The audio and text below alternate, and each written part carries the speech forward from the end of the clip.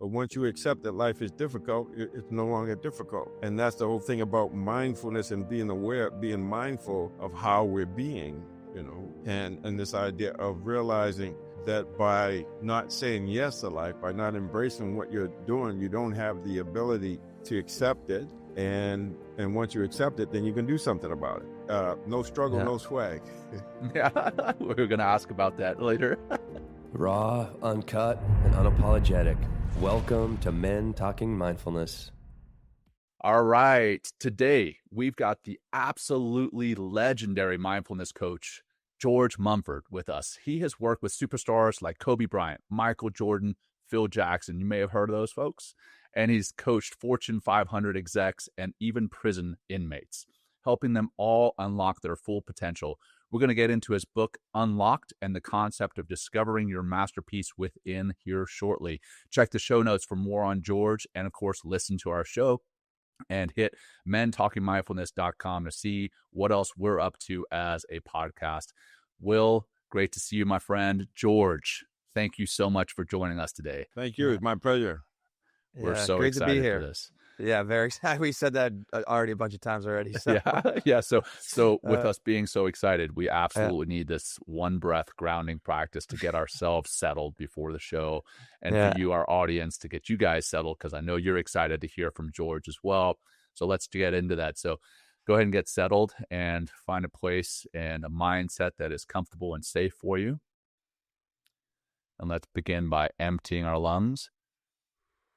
Bringing our navel to our spine, emptying, holding empty, and then a nice deep, slow breath in, holding full at the top, feeling that fullness, feeling the now, and letting it go, letting it go, letting it go.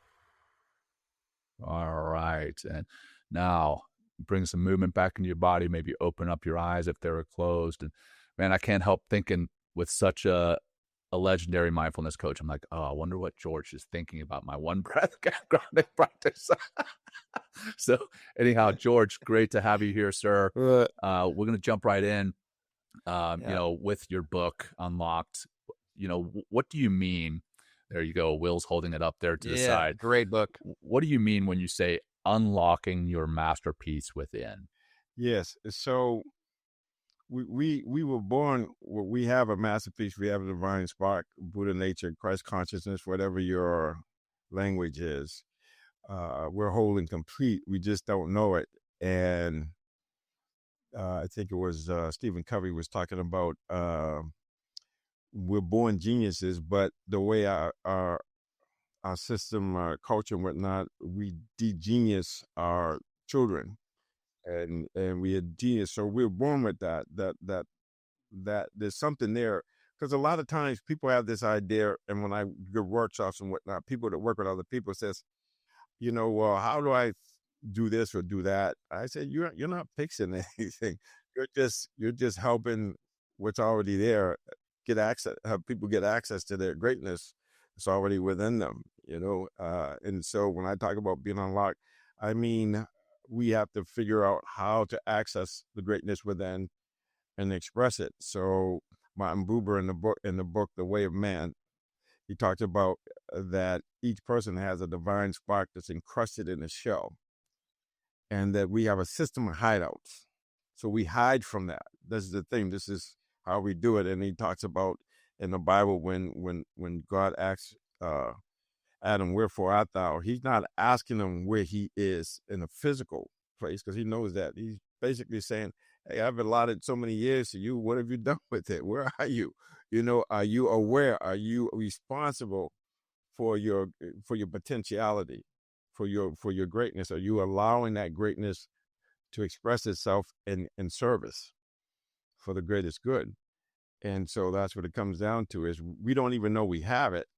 And so people talk about it in different ways, but we have this unlimited potential within us. We can have access to it, but it's an inside job. Only you can do it. Now, so it's, as you folks, what you're doing, what I do, we can remind people who they are. We can point them back into it, but they have to do it. That's what makes it so exciting and so frustrating, because no one can do it for you. You have to do it for yourself. So when I talk about unlocking, I'm talking about the masterpiece within, which I talked about in my first book, The Mindful Athlete, Secrets to Pure Performance. I said there's a masterpiece. You can call it whatever you want, but having access to it, a lot of times you can get access from prayer, meditation, service. But the main thing is to be still and know. And sometimes I say when you're working on something, there's a still small voice inside of us. There's something when you play sports and you get in the zone or you get in the flow, you get access to that. There's a wisdom and creativity that's beyond, it's unlimited and we can't even describe it, but it's there and we can have access to it when we can drop into that silence, when we can get rid of all the noise and clutter and just be. And so when the Bible says, be still and know I am God, whatever, but it's be still and know. So that still small voice that's inside of us that's easily drowned out. We have to figure out how to not drown it out, but to listen to it. We've all had this experience where we know something and something tell us, well, don't open that door or something, answer that phone or whatever. And we don't do it. Or something says, answer the phone or go to the door and we don't do it. And then afterwards we realize, oh, I didn't listen to myself. I got to start to listen to that wisdom inside of me that knows. And so that's the idea is when I talk about the masterpiece, I'm talking about that potential, that divine spark that's encrusted in the shell. And our job is to open it up or unlock it. Right. It's like, what was it? Who made David the statue? Is that Michelangelo? Michelangelo. Yeah. When he says, that's it. I didn't make the statue. I released it. Right. I chiseled the stone away, and David was there. Yeah. I love exactly that. I use that example, the masterpiece within. That's what I call it, the masterpiece within, because it's there. You just have to chip away. But the interesting thing is, Michelangelo was chipping it in from the outside, and what we're doing is we're chipping away from it in the inside. I love that. Right. So it's like the chrysalis, right? Yeah. It's like with that butterfly, and if somebody comes along, like this young boy did when he found one in the wild. This is a story I've read about. And the little being was trying to get out, and he took a little scissor to help it out. And when it came out, it was this ill-formed thing, and it just fell and died. And the moral of the story is that the struggle to get out of there is where you get the strength to fly. Right. I love that one too. I like to say it, no struggle, no swag. We're going to ask about that later. You got to deal with the discomfort, as M. Scott Peck said, life is difficult. But once you accept that life is difficult, it's no longer difficult. And that's the whole thing about mindfulness and being aware, being mindful of how we're being, and this idea of realizing that by not saying yes to life, by not embracing what you're doing, you don't have the ability to accept it. And once you accept it, then you can do something about it. And so that's what M. Scott Peck, I can read the whole, it's the first line of his book, actually, The Road Less Traveled. Life is difficult. Yeah, actually, I just ordered that book because of what you talked about. I think I was listening to you on Tim Ferriss, and he asked you like some of your, most profound books that you've read, and the Bible is definitely up on that list. The one by Peck, and I can't remember the other one that you had mentioned. But I'm really excited. There's a lot of them, and I keep going back to them. I keep rediscovering them and this idea because Viktor Frankl and his Man's book, Search Man's Search for Meaning, he's saying the same thing in a different way. Right. He says, when you find meaning in suffering, it ceases to be suffering. Right. That's such a powerful book. And that's why but we have this ability to hide out. Like we said, that's what Buddha says, we have a system of hideouts where we hide out from reality. We hide out from ourselves mostly. Right. And so when God asked Adam, where were you? And he said, I hid myself. Well, he wasn't just hiding himself from God. He was hiding himself from himself. And so this is why it's the masterpiece within. And it's a book by Eric Fromm, wrote a lot of books, but I believe it's the one he wrote. He said, man has to be himself, but he has to be for himself. Yeah. So this is, and we get tied up with, we're not supposed to be selfish and work on ourselves. We're supposed to just be focusing on other people. But it's one of my Georgisms is you got to be selfish to be selfless. Yeah. Agreed. So Agreed. that's, and anytime you get on a plane, they tell you that, or put your mask on Yep. first, because you That's can't right. help somebody if you ain't conscious, which is kind of interesting, isn't it? If you lose consciousness, you're in trouble. If you lose the ability to be mindful, you're in trouble. You got no shot at figuring stuff out. Yeah. Well, that's one thing I really enjoyed reading your book is like how selfless you are in the service that you're continually providing, wherever. I mean, in so many different places, and now you're still continuing to serve, and it just really, it brings that divine spark, from within that you talk about in the book. But you work with some of the greatest modern athletes, what did you, learn from working with elite performers like, Michael Jordan, Kobe, Shaq, Phil Jackson? What they teach you, or what was that experience like? Yeah, well, everybody's different, but at the same time, it's it just they are more in the public, and people see them, and they're, but there's, like they say, most people have quiet lives of desperation, and I believe there's a lot of people that have quiet lives of inspiration, of being great, of being Mamba, like being Jordan-esque. But we don't go out and tell people about that. But the thing is, they're on the main thing is they figured out how to unlock. They figured out how to embrace their greatness and to share it with others. And it's a challenge. Just like it's a struggle. It's a struggle. You have to struggle. I talk about it in my book, The Mindful Athlete. You have to be comfortable being uncomfortable, because we don't really talk about this a lot.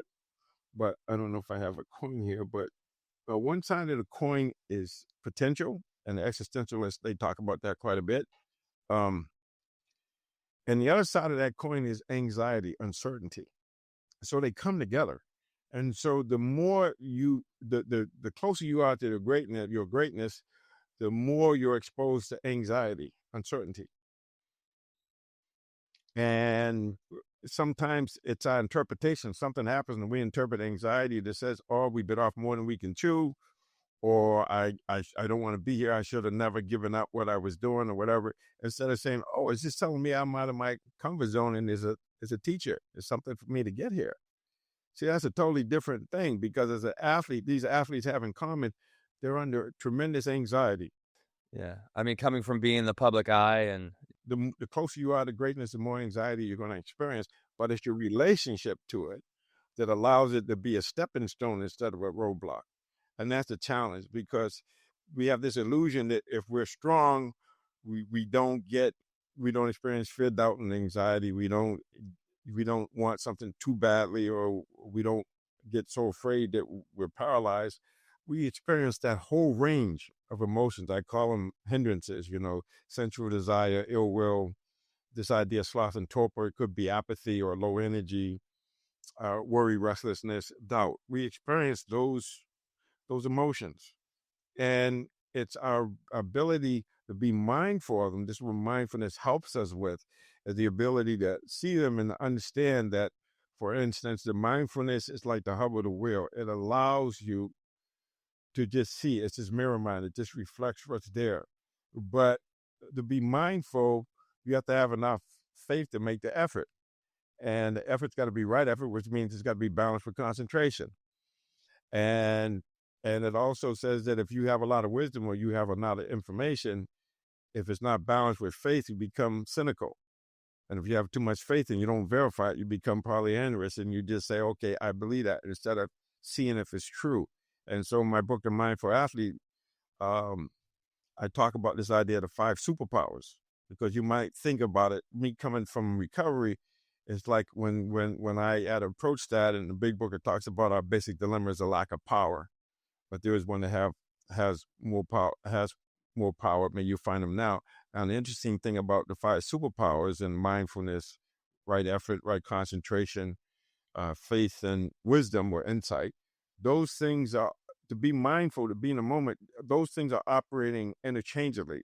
Mindfulness by itself is not enough, but it has to be, like I said, but being mindful helps you balance, like say, insight and faith, helps you balance effort and concentration, because you need a steadiness. It has to be right effort. It's a steadiness. It's an effort that it is seeing things and coming from a place of like service rather than self-interest, if you might say. But it's really more about it's just doing the thing, because what this comes down to, and we like talking about being in the zone and flow. People get to understand that stuff.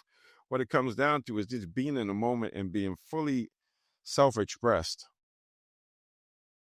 That's what it comes down to. And Joseph Campbell talked about this. People wanted, well, he said, I don't think people are sort of seeking meaning, although you find meaning. He said, I think people want the experience of being fully alive, fully engaged, fully in the moment. So does it really matter what you're doing in the moment?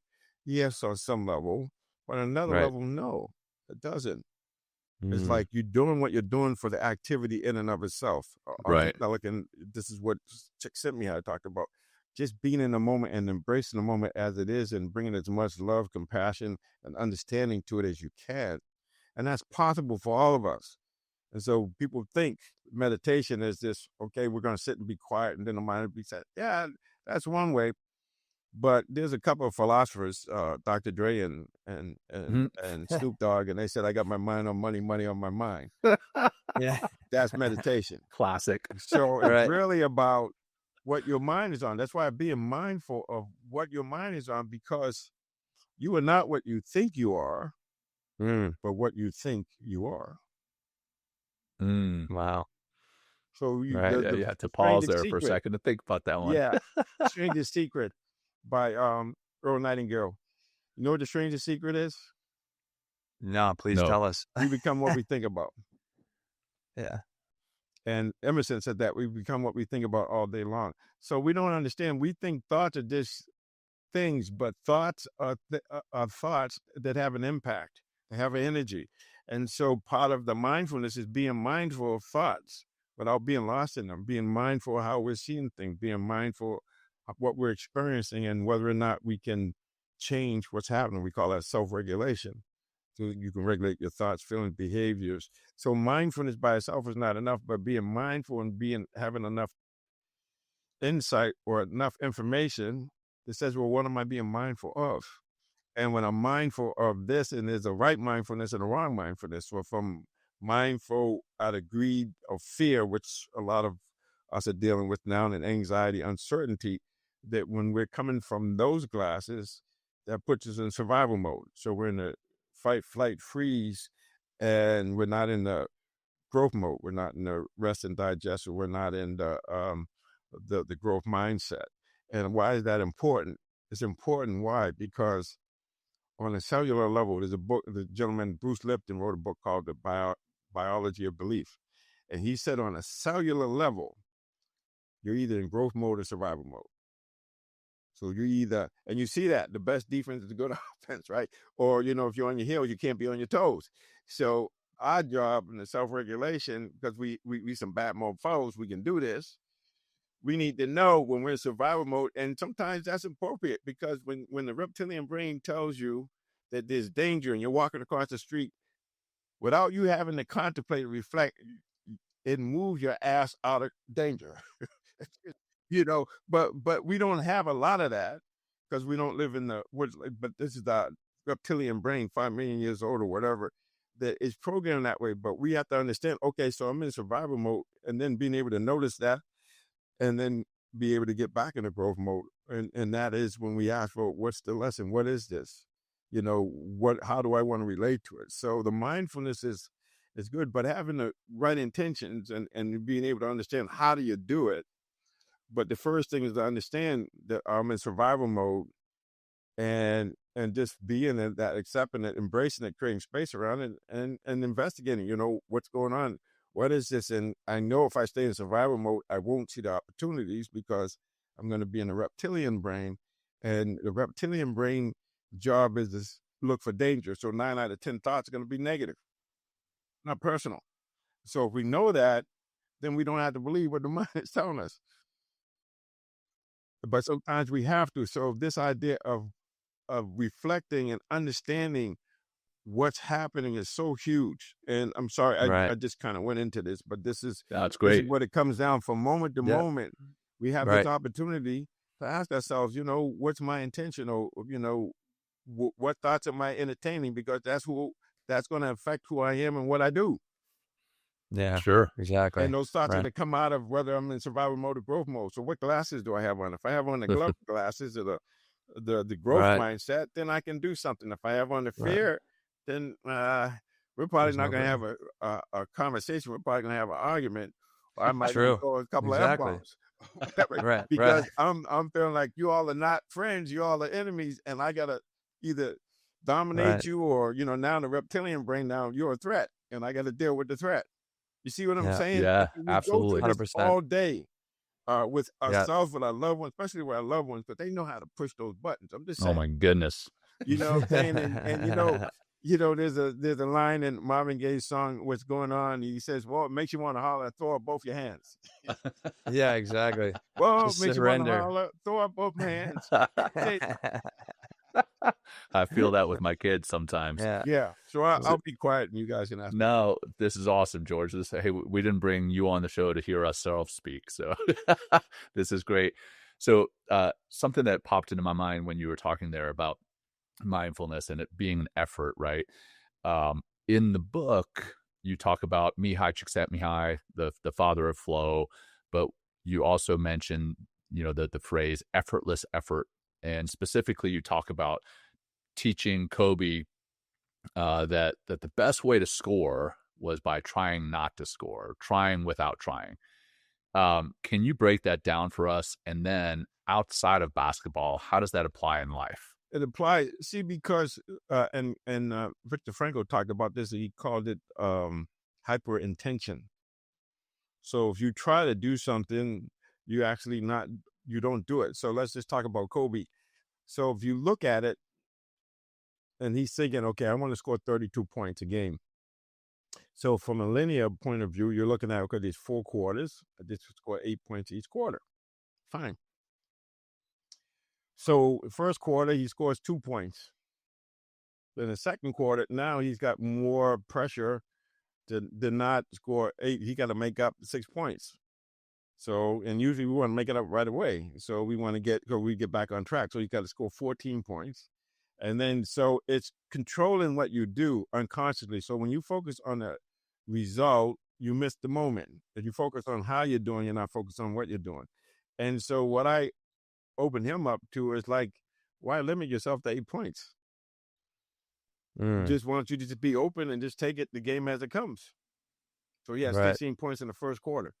See, now you're open to all the possibilities and not just possibilities based on you achieving, and you're in this little box where you're only looking at opportunities to score instead of allowing the game to come to you.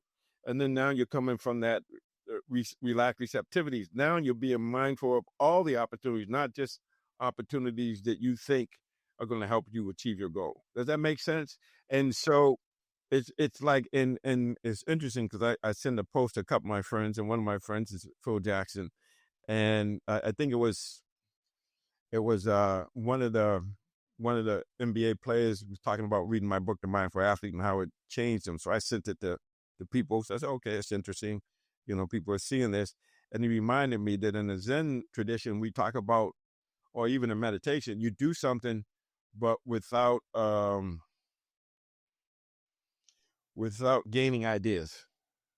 Because when Kobe was doing what he was doing, he had a gaining idea. Right. So if he doesn't have any idea, if you don't, if there's nothing there, if you get let go of all that stuff, if there's nothing there in the moment, that's one side of the coin. But the other side of the coin, if there's nothing is there, everything's there. Right. So we're talking about possibility here. Opening it up and just being open to everything, because you have a limited view. So you're limiting, you're telling the universe, you're telling yourself, I only want to focus on this. I don't want to be open to all the other opportunities. So now you're on channel 5 instead of, you got 400 channels. So you got to be able to say, okay, you do a search or maybe you have an AI program or whatever, but there's something about the wisdom inside where if you're just open and you'd be still, there's a wisdom that knows, go to channel 7. Yeah. Then that's what you need. Or, you have books. You guys probably have that. You have books on your shelf. One book falls down and it's the exact book you need to Oh yeah, it's need strange how that works, something right? out of, and you had it up there Yeah. for 5 years. To the exact page Yeah. that you need. Yeah, Yeah, exactly. yeah. I mean, was that Kobe's mindset when you were working with him? Like, hey, I 8 points a game, 32 for the, 8 points a quarter, Well, 32 points a yeah. game, and Well, then I you think helped him kind of. he Yeah. was trying to make an impression, Okay. and it seemed to me like he was trying to score 35 points in one shot. Wow. So he's like So forcing it, forcing the yeah, you're moment. forcing it, and then Right. and then the thing is life is flow. Basketball is flow. Yeah. If your sphincter is tight, you ain't gonna be able to do stuff. You're gonna choke. I'm just saying. Right. No, you're right. You're absolutely right. So you have to find a way of be open, be vulnerable, and being willing to embrace the unknown moment as it arises. Because the reality is we don't know what's going to happen from moment to moment. So there has to be a level of vulnerability. But if you don't have faith, if you don't have an understanding of, okay, I don't know what's going to happen, but I do know that with the mindfulness, I can create space. And in that space, I have the freedom and power to choose. I can actually see what's happening and in real time make a choice that's in alignment with my goal, in alignment with my intention is. That's why being clear about your intention and having an understanding of, okay, you go over the plan, this is how I'm going to approach this game. But then when the game comes, you got to let all that go and just be in a moment and let the game speak to you. That's what mindfulness does. Mindfulness is a way of allowing things to speak to us in its own language. So we're creating this little space in the perceptual process where it's coming and we're not just knee-jerk, oh, that's this. Because the thing about it is we put things in categories and associations, associative thinking, abstract thinking, and what that does, it muddies the moment because what we had before was then. Now everything is new, so we have to have this beginner's mind and this ability to see things in new and fresh ways. The same thing, especially the same thing, can you see it with a beginner's mind, with an openness to let it speak to you in its own language, and in that little pause, you see something and you start connecting, seeing how things are connected. Does that make sense? But it's so simple, it's profound because all you have to do is just, as Yogi Berra said, you can see a lot just by observing, right?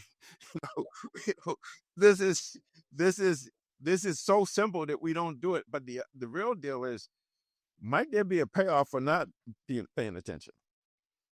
Because it's usually a payoff or juicing that has to do with us doing something. And so if we're not aware, then we don't have to be responsible. Right. Right.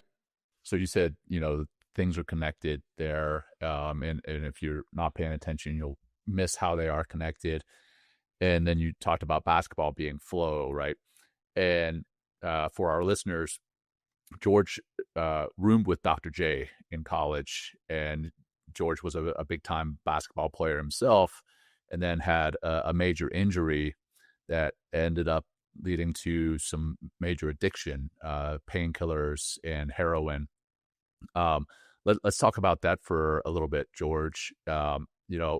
Your struggles with addiction. How was life different for you in living with addiction or living in addiction from where you are now? And then how did you get past that addiction? It's like walking in the mist. When you dabble a little bit, and then basketball kept me just on the straight and narrow. But then when I didn't have basketball, I didn't know who I was. And of course, I had chronic pain, so I noticed that when I took the pain, I was able to be uninhibited. I was able to relate to people and do things because I was very quiet and whatnot. And so it was slow. So it was gradual. And then that's the thing about addiction. You don't think anything's happening. You think you got it under control until you don't. And then when it became, but I was a functional substance abuser. I used alcohol, drugs, whatever. At some point, it was whatever altered my consciousness. But when I got clean, coming up on, it's funny because a friend of mine came and took me to an AA meeting on April Fool's Day, April 1st, 1984. And it took me to July 30th when I went into detox. But that's when I got a glimpse that, he's just like me, but he's sober now and he seems happy. And I went to this meeting. It was the AA meeting. And of course, it was really challenging because I'm kind of quiet, lonely. I don't like being around people. Too many people anyway. So, but I got the sense that there was something there. I had that the possibility existed for me to be clean and sober. Because up to that time, I thought I was going to die of being a drug addict or dying in an institution or jail or something like that, because that's where it goes. So once I got in there, and then once I started understanding that it's about the spirit, is a spiritual. The spirit is the life, the mind is the builder, and the physical is the result. That's Edgar Casey talked about that. So once I started saying I was looking for the wrong spirit, I was looking for John Barleycorn instead of, the spirit of, but I wanted to alter my consciousness. I wanted to connect to higher consciousness.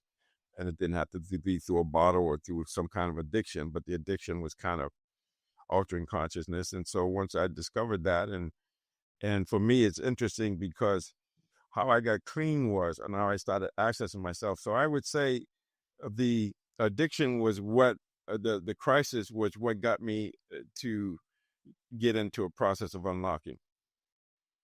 Okay. And then once, because my ass was on fire, that's what I call it. It wasn't because I thought it was an intellectually stimulating experience or that it was the right thing to do. No, my ass was on fire, and it was like freedom was just another word for nothing else to lose. Everything I tried, my best thinking kept me high. And then once I decided to shut up, take the cotton. Well, somebody told me this. It would be child abuse now, but they used to tell me, take the cotton out of your ears, put it in your mouth, sit up front and act like you don't know anything.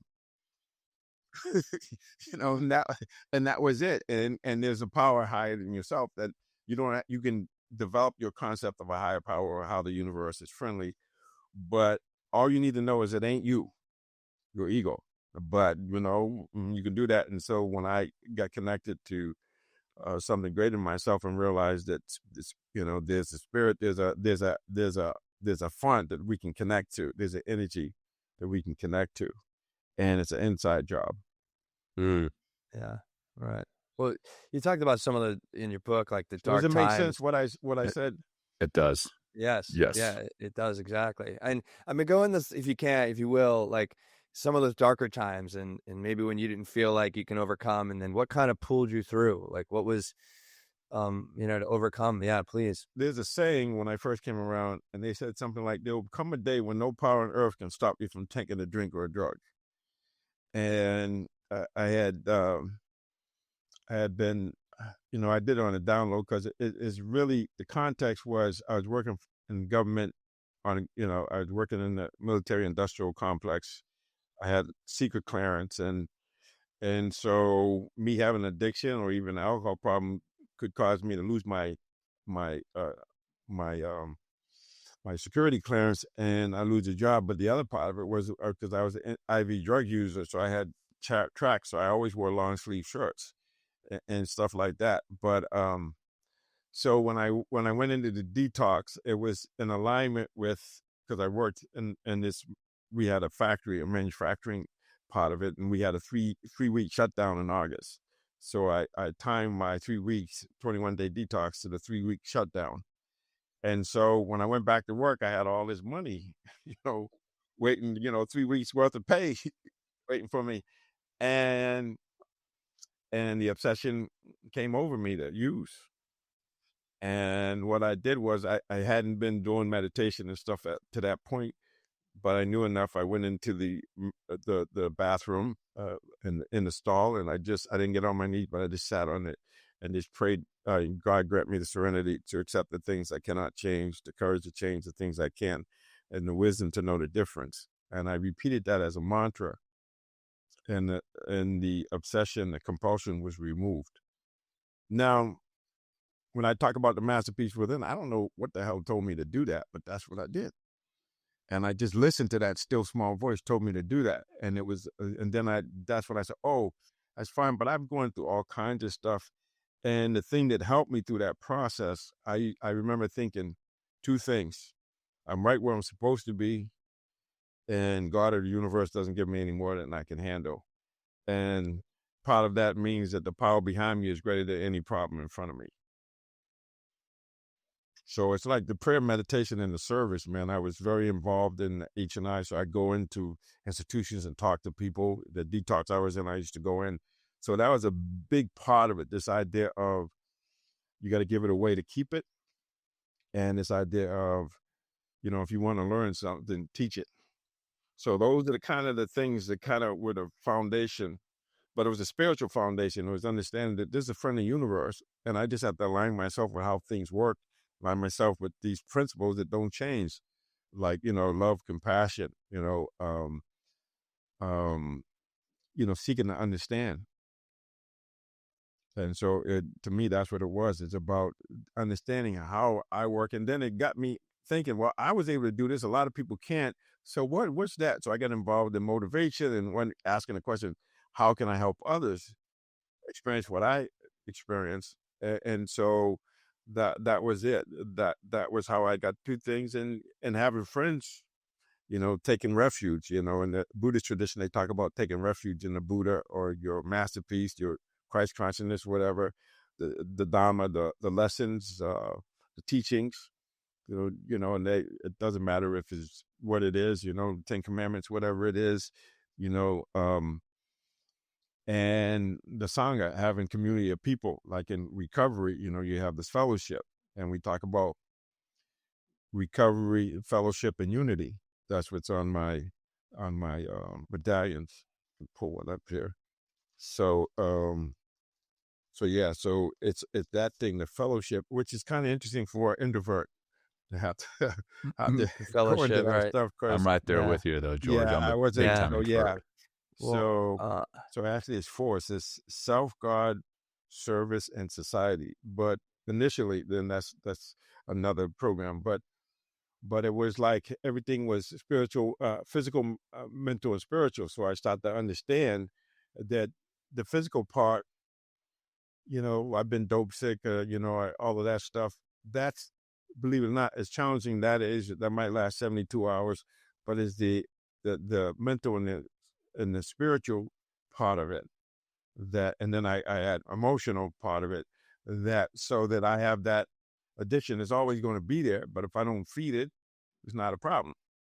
And so understanding that and understanding the level of consciousness, at the level of consciousness I'm at now, and that's why they talk about improving conscious contact with God or higher power as you understand him or her, praying for praying for their support and all of that, and the power, praying for their will and the power to carry that out. So to me, it's like at the consciousness level I'm at now, taking a drug or a drink or even stinking thinking is not available to me because I'm focused on other stuff. And so whether you're in recovery or not, the idea is, how do we raise our consciousness level to a level of, not only acceptance, but, unconditional love, seeing beyond the illusion of separateness and understanding that I am responsible. Now, maybe not what happens to me, but my response to it. So taking personal responsibility and realizing I make choices. And even when the choices are reactions, I still get to choose. And when I make the wrong choice, I can always change it. Does that make sense? So it's a spiritual, and that's what I got in the program, that it's a spiritual program. But I think life and M. Scott Peck said spiritual growth and regular growth are the same, because there's no difference. So the idea is how to keep evolving and changing and getting to a place where I get beyond the illusion of separateness. I get to understand that suffering is something that happens. Is your relationship to the suffering that matters, and that things are impermanent. They're always changing. Well, what would you say to people that are suffering with some sort of addiction out there, whether it's drugs, booze, sex, porn, or the workaholic? Like, where's like a good place to start? Like, I mean, you really talk about the spiritual aspect of it, but because in these, yeah, go for it. Yeah, like I said, no power on earth can stop you. You got to go to a high power. You got to, and that's what happened. There you go. I didn't understand that till that day came, but it's the same. It's like, but you have to be realistic. It's like you have to get a vision of possibility, create a vision of possibility that says, oh, I there's a way out, and then be willing to do it. But the challenge with that is, and I talk about it in the Mindful Athlete, if your ass is not on fire, you're not going to do it. There's got to be a sense of urgency, and I call it AOF, method of motivation, and that's what got me. I was tired of being sitting tight, And so now I've evolved. So all I need is a little heat on the cheek, and I know I got to change. I don't have to have it fully inflamed. See I what I'm love it. saying? So it's like, so everybody's different, but it's like, but you have to really want to, because a lot of times we say we want to, and you can hear people say, well, I want to do it for my kids. I want to do it for this. That's some bullshit. That's some bullshit. You got to do it for you. And you got to understand that there's a way there, but you may not be ready. And to me, because it took me a long time, but once I saw the possibility, then all I did was take the same energy I used to use to chase drugs and alcohol and use it to chase recovery. Yeah. And then work in service, it seems like. The service is great from day one, because And the the higher funny thing power about service is the best way to find yourself is forget yourself in service. So that's one of your step. Help somebody else that's suffering, and you forget about your stuff. I mean, I even do it now, with things get, things are crazy. There's a lot of things that we're all dealing with. And sometimes what I'll do is I'll just text a bunch of people something inspirational. I'll call out and reach somebody and tell them how much I care for them.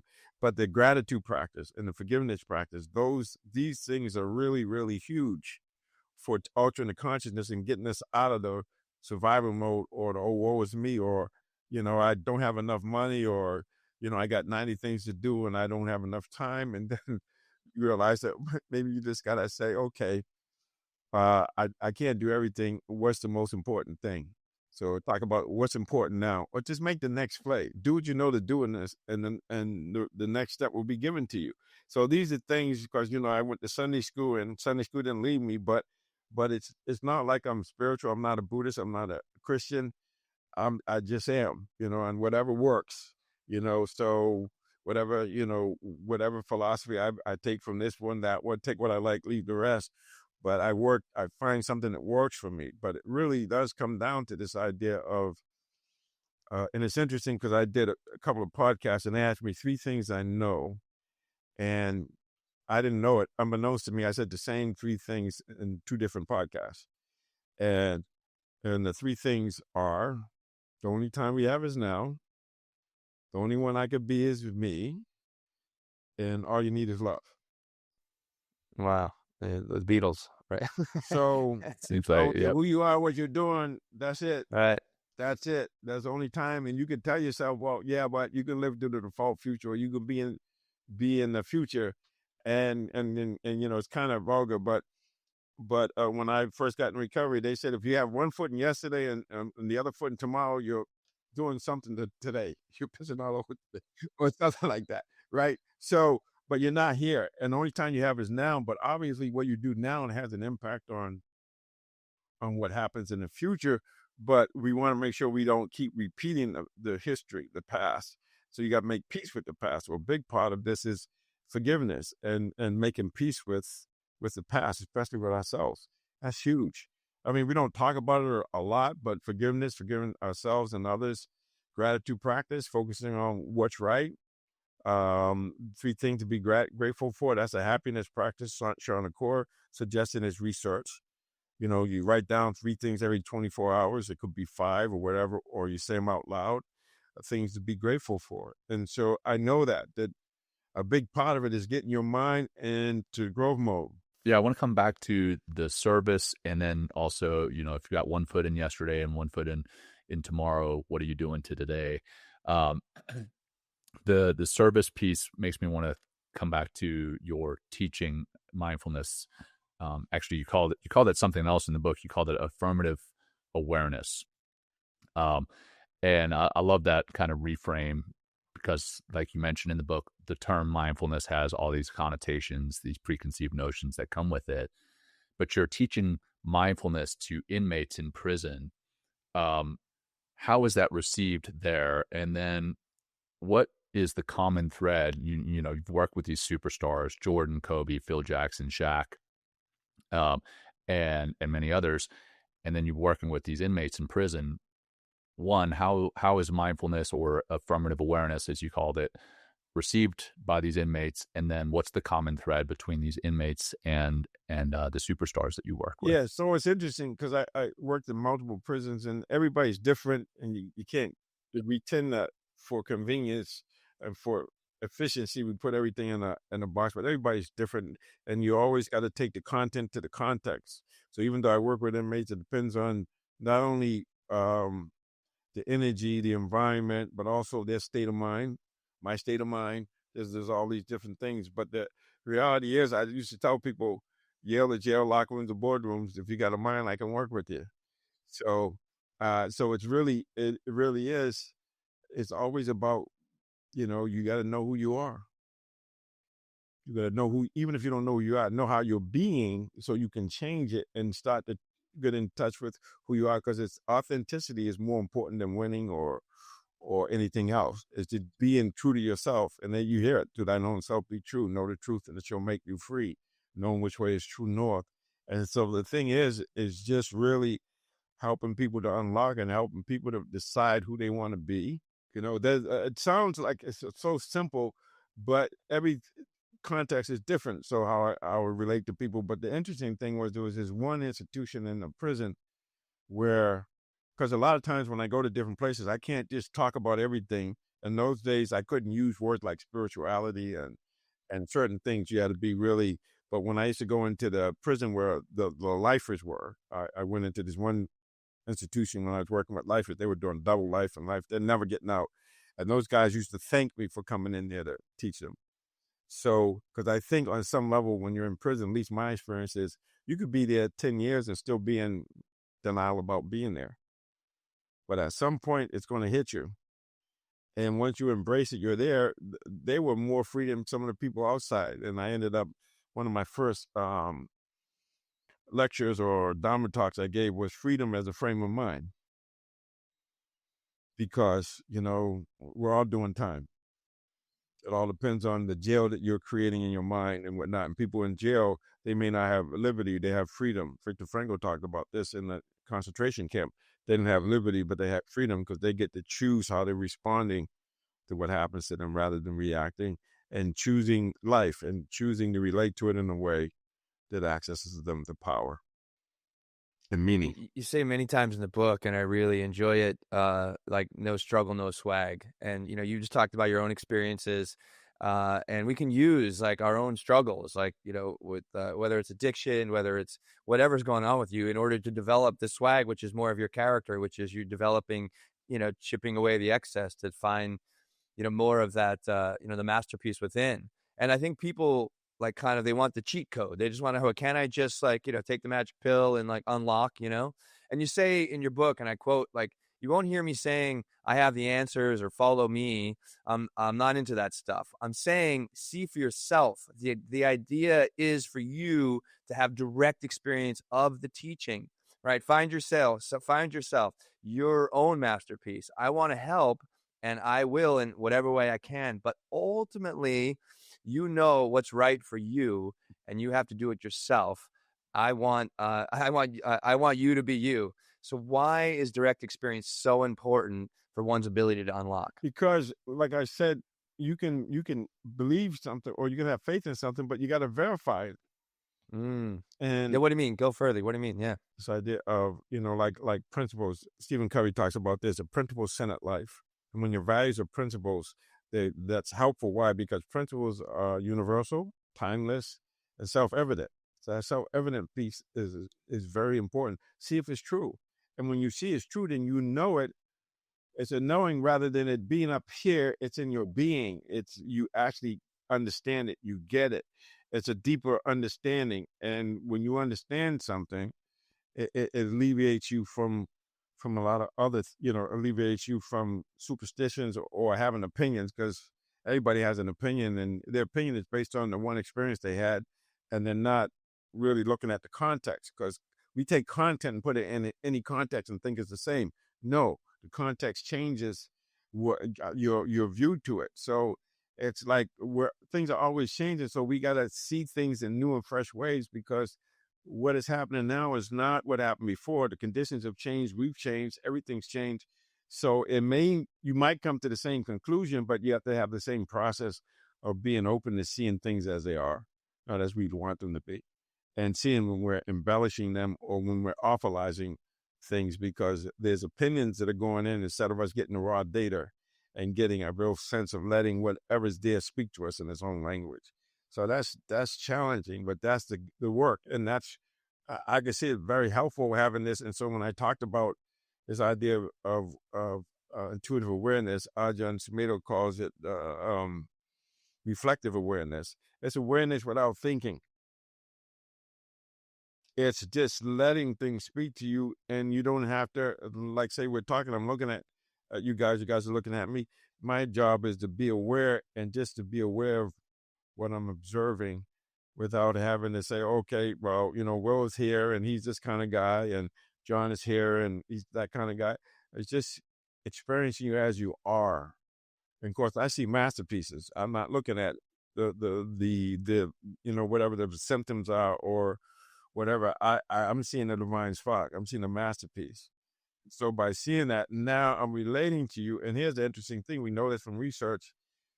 When we relate to people, when we see people, it's helpful if we see them as we know they can be instead of how they are, in the sense of not embracing them where they are. But if you see their greatness and you see what the potential can happen, you can see that and you create a space for them to move into that. That's different than seeing you and saying, okay, you're this way or whatever, but just seeing your greatness, that we have this potential. So let's focus on how we're like, and let's level how we see each other with kindness, but as our masterpiece, as that light, as that divinity.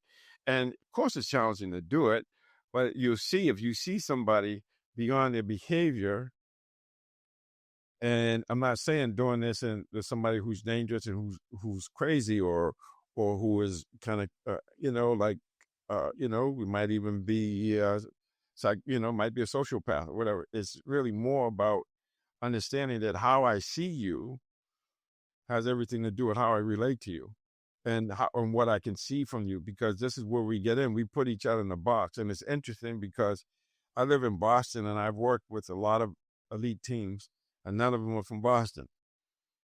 I worked with the Lakers, the Bulls, last year with Edmonton, Oilers.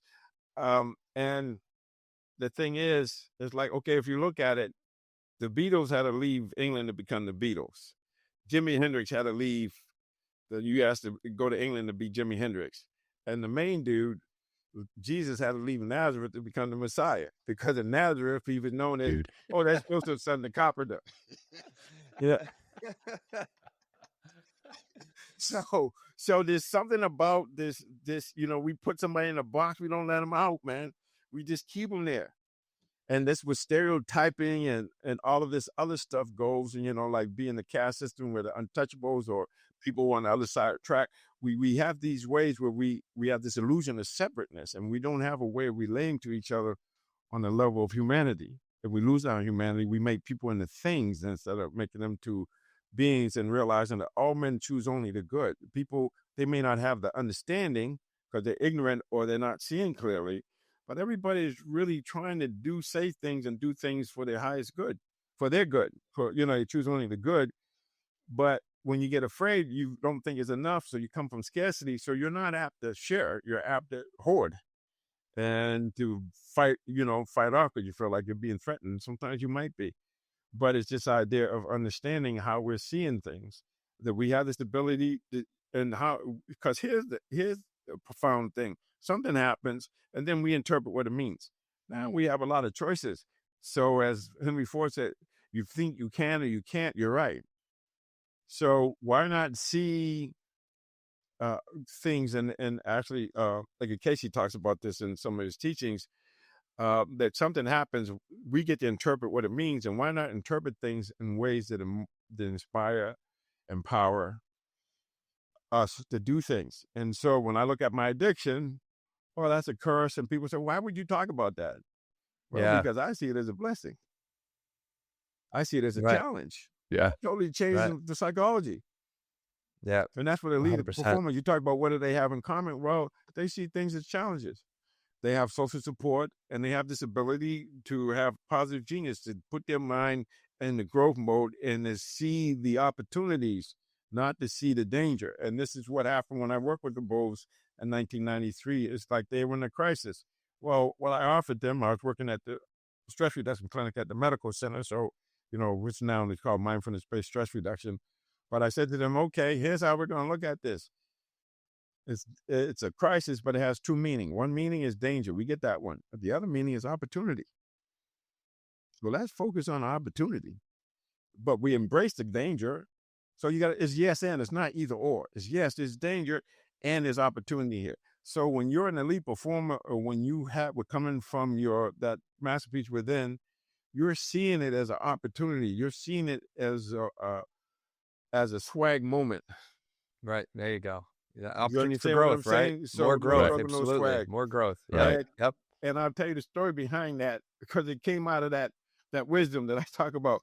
I'm working with this with a French team and volleyball players in California, and I'm talking to the young ladies, and they're just saying, "Man, we want to solve the easier way," and they were doing that. So I didn't get mad and yell at them or anything, but I said, you know something? No struggle, no swag. I got swag. I earned that shit.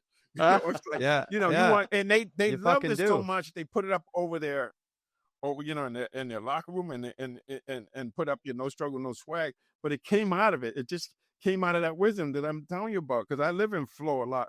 We all can live in flow. But if we can be still, there's a wisdom, there's a creativity that comes out of that. We know when we get in the zone and flow, but there's flow triggers. Mm-hmm. Flow triggers, like seeing things in novel and fresh ways.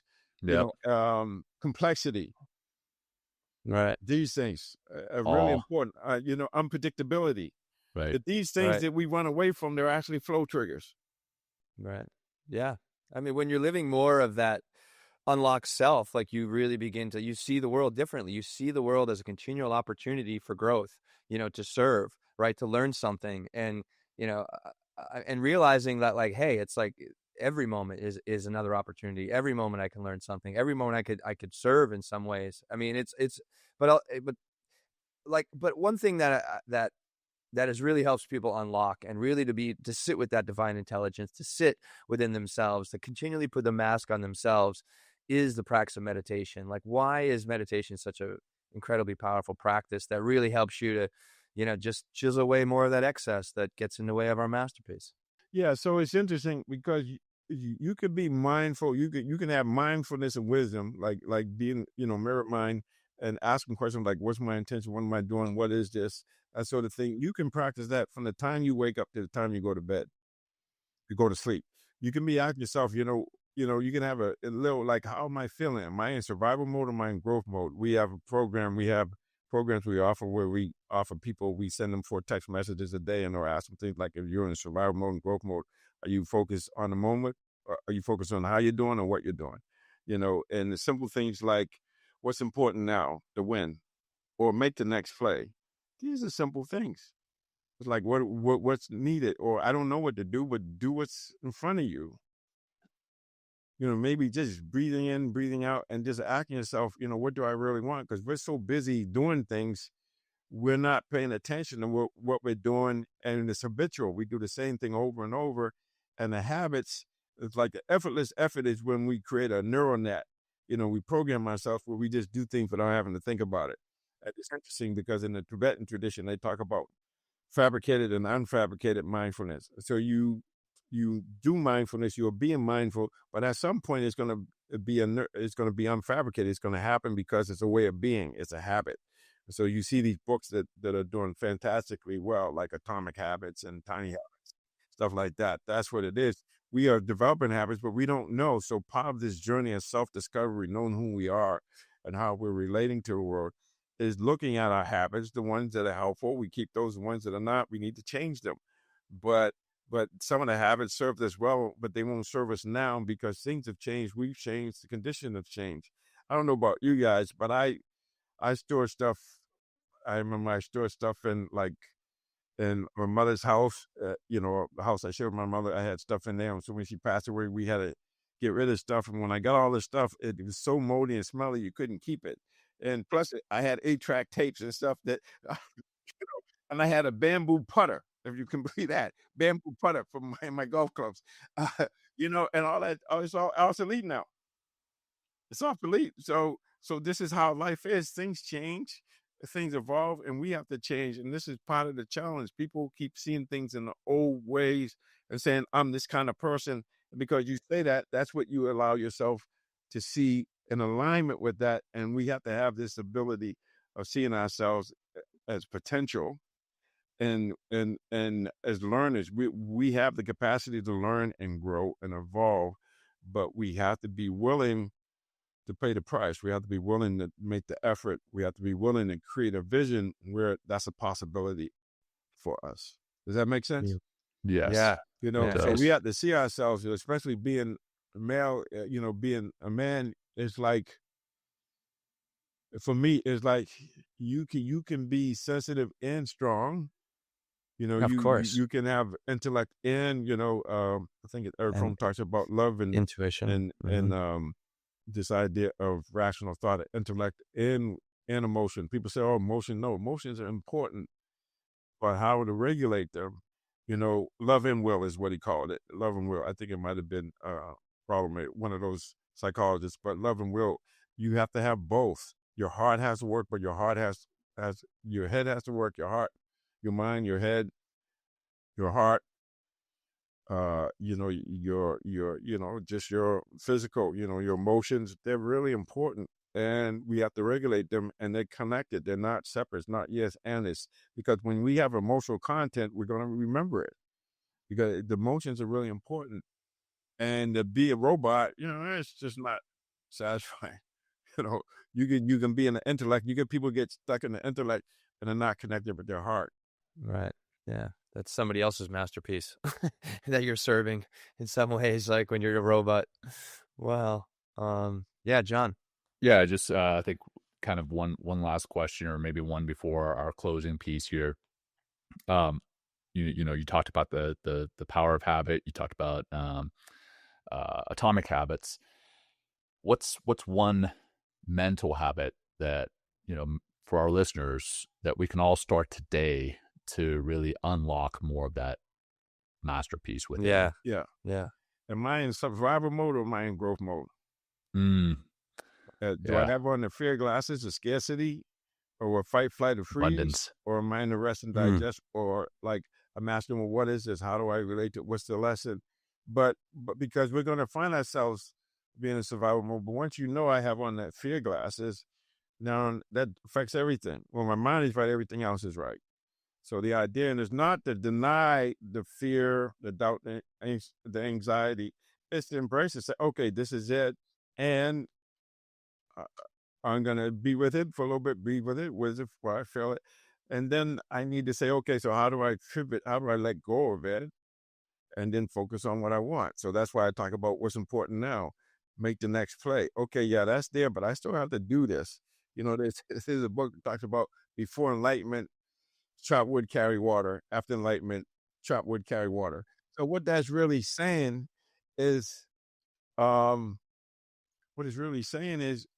life is the same, even though your consciousness changes, but your relationship to it, and it's a way of doing it in a way where, I think it was Donovan, one of the lines in the song was, first there was a mountain, then there was no mountain, then there is.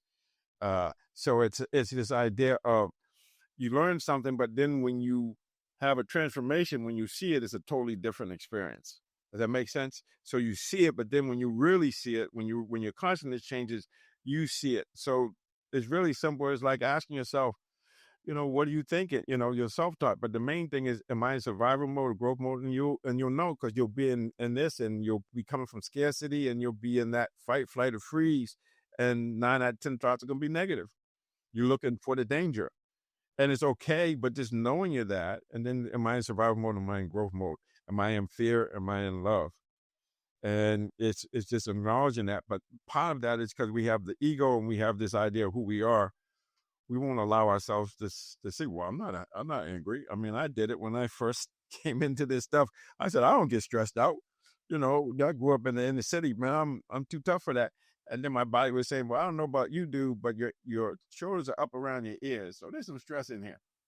For real. Then I said, okay, maybe that's right. Then it opened, because I'm telling you, it's challenging when I've had that warrior go through things.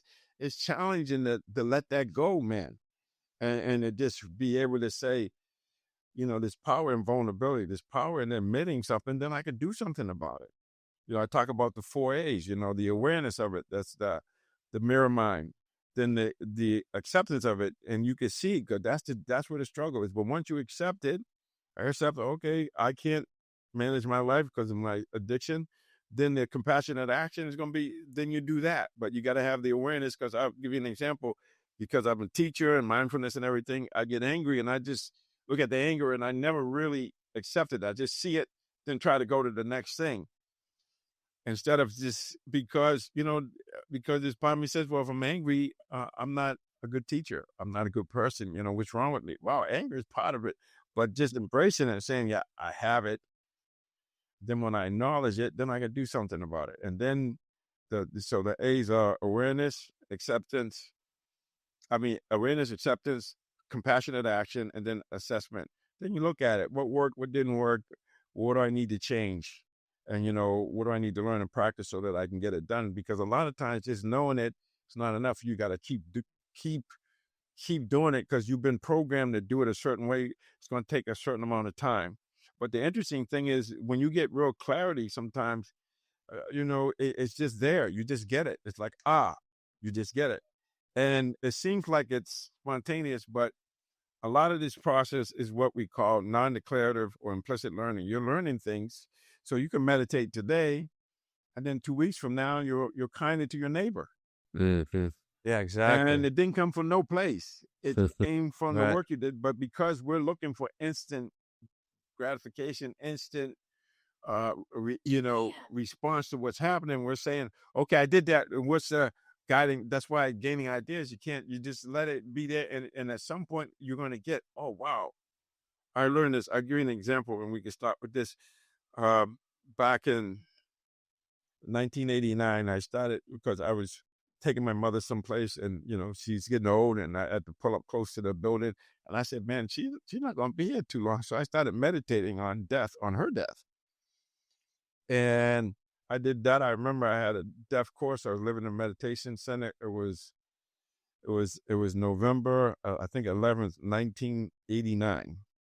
And so I had 12 years to reflect on her death, but that's a practice I've been doing. And so in 2020, when Kobe, I was at the University of Richmond watching a basketball game when I got the text saying he perished in a helicopter crash. We were really close, and I was devastated. But at the same time, I think a couple of days later, my sister passed away. My best friend from college passed away. And within a period of 1 or 2 weeks, I had all these deaths, and I had a peace that was beyond comprehension. And I reflected on it, and I said, I can't really talk to people. They're going to tell me I'm tripping. They're going to think I'm in denial, right? And I thought about it, and I realized, well, dude, you've been practicing this stuff for like 30 years, something years. And so all that practice you put in all those days, now you're seeing the consequences of that. And that's why it's really challenging, because we're thinking it's not working, and it is. It's just that we can't declare it, or it's implicit. It's going to show up at some point. Does that make sense? Yeah, it makes perfect sense. And that's why we actually have a, oh, sorry, John, go ahead. No, I've seen it in my life, as I'm meditating, a couple of days later, I'm like, well, that meditation wasn't really worth it. And then, I don't know, I'll be tried by my kids. They'll be pushing my buttons, and I'll take a breath and kind of do some personal emotional regulation. Or I'll be in a work situation where I want to get upset, and I'll realize, what, this is just a thought, emotion, and action driven by a stimulus. Let's go back and kind of inject that pause between that stimulus and thought. And that's all, from Dr. Seth Hickerson, our good friend. But that STEA piece, STEA, stimulus, thought, emotion, action, that it can be affected days, weeks, months later from a practice that you did yesterday, right? Exactly. So I've definitely felt that in my life. Yeah. And we're going to make mistakes, and we're going to get pissed off. And some people are Sure. laughing, and they say, oh, George said that's a bullshit. I said, I didn't think he was going to say so. I said, dude, man, let me be. But the thing is you learn from your mistakes, and you're going to make mistakes, but getting out of the habit of making wrong for somebody else. And that's where the compassion, the self-compassion, and saying, okay, when you, like Dr. Maya Angelou, one of her sayings that I love is, When you know better, you do better. Because we have to forgive and forget and keep it moving. But once again, we have to experience the discomfort instead of getting rid of it because it's unpleasant. We don't really embrace that, yeah, this is what this feels like. Because see, a lot of times people think that meditation on one level is like you say no to things, like you have some frustration or whatever, and you just direct your attention to something else. But at some point, you got to get intimate with the frustration. Mm-hmm. Exactly. You got to sit with the it. fear. Be curious about it. With the anxiety or whatever it is, and then see it on the. That's why I said, being in your body, then you can notice it as a bad sensation. And now you can create a space for it where you can hold it and be with it and not reacting to it. And then it'll, like anything else, it'll rise and pass away. But as long as we hold on to it and we have opinions about it and we're trying to push it away, it's like we have Velcro. And when we push it away, it's stuck. We can't, we're still attached to it instead of just letting it be and just calmly just divert your attention to something else, but acknowledging, okay, time out. I'm gonna bracket it and put this over here. I'll deal with you later, and just focus on what's going on now. Yeah. We have one thing we're offering. We have a meditation course coming up, George, in April 27th, in order to create that space, in order to understand that you have this ability to just discover this masterpiece, but you need to get out of your way, and that's one thing that meditation really helps you to do. It's to sit with and give you direct experience of your mind, of your emotions, of your body.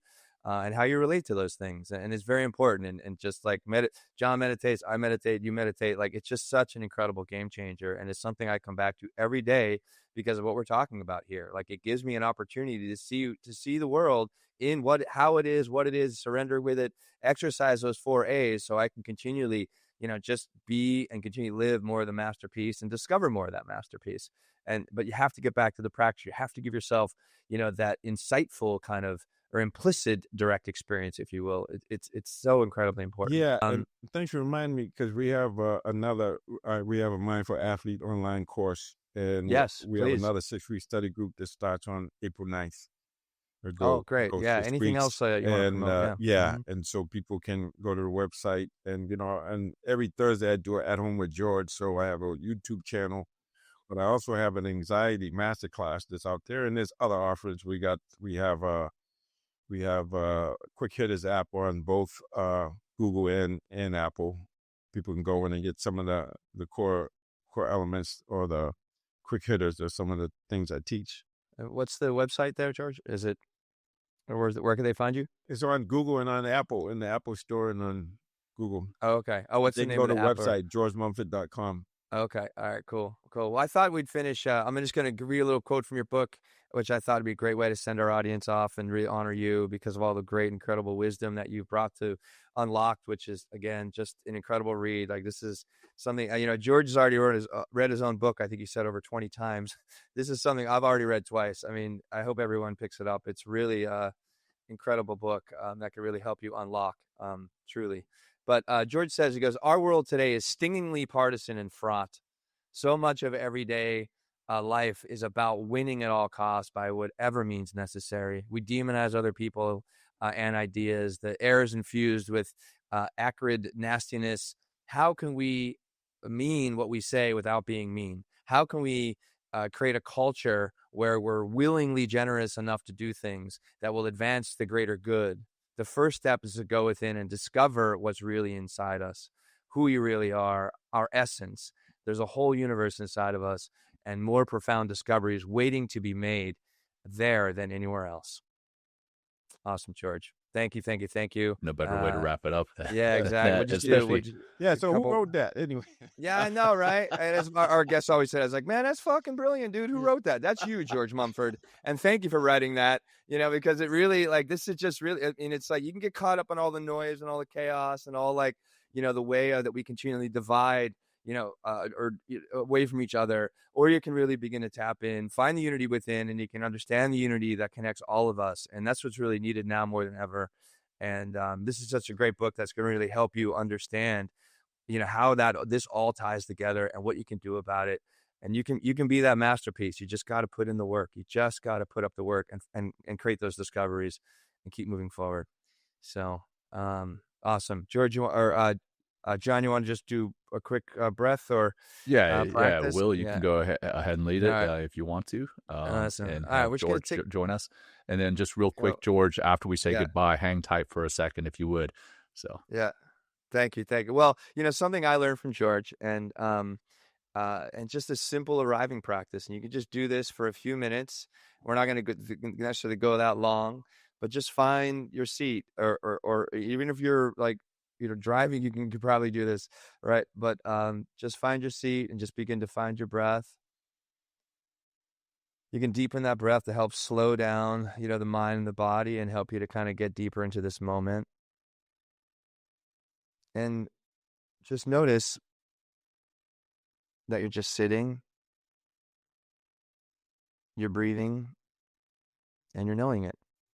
And this is how we're able to get into the moment, just by feeling our body in this time and space, feeling our breath move through our body, and knowing that these two things exist right here, right now. Just give yourself a few more moments here of just sitting, breathing, and knowing it. Maybe even deepen the breath a little bit more so you can feel more of the experience. Maybe just take yourself down into your sit bones or into your feet and just feel that's real too.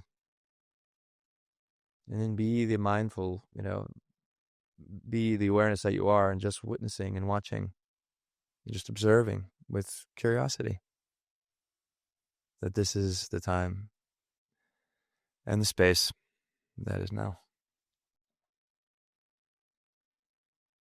All right, one breath to close, empty all the way out. Feel that seat.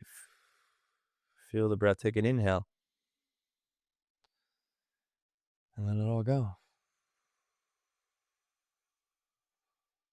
George Mumford, everybody. George Mumford, thank you so much for being on the show, for all the work you put out in the world. We really, really appreciate you having you here and taking the time. Well, thank you, and thank your audience. I appreciate you folks. Love and blessings to everybody. And don't forget, you got a masterpiece, and don't let anybody tell you anything different. Amen. Amen. Thank you, George. Beautiful way to wrap it up. Yes. And I can't say anything better than that. So I'm just going to leave it right there. Until next time, everyone, take care. Peace. Thank you. Thank you, everybody. Peace. Thank you for joining us today. We hope you walk away with some new tools and insights to guide you on your life journey. New episodes are being published every week, so please join us again for some meaningful discussion. For more information, please check out mentalkingmindfulness.com.